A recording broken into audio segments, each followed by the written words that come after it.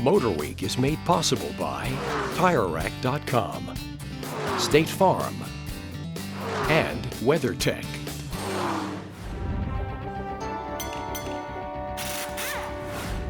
So you've decided you want to buy a collectible or classic car and you want to check it out yourself. Number one, I would recommend against that. I'd recommend you have a professional do it. But if you insist, here are some things you should look for. First, you want to look at the general condition of the outside of the car and the interior, and that's just self-explanatory.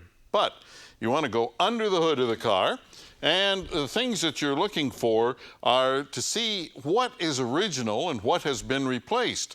You want to make sure that you have as many original parts as possible, and you want to make sure whenever possible that it has the original engine, because that will have the biggest impact on the value of the vehicle. You want to make sure the transmission is appropriate for the vehicle, and so on.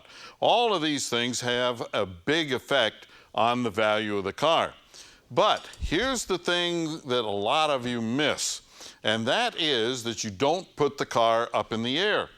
Now, you're certainly going to look for things like what we have here. We have this giant puddle of transmission fluid.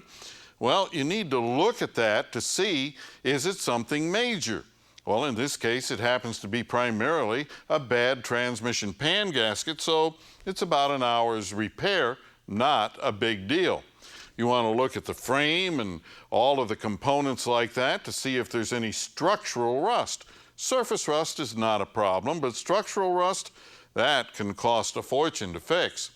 The other thing that you're going to do with the car up in the air, you're going to take some kind of a light and you're going to illuminate the side of the vehicle. You're going to go along like this, and what you're doing is you're going to sight the side of the car. You're going to look down it as you bring the light towards you, and you're looking for signs of body work.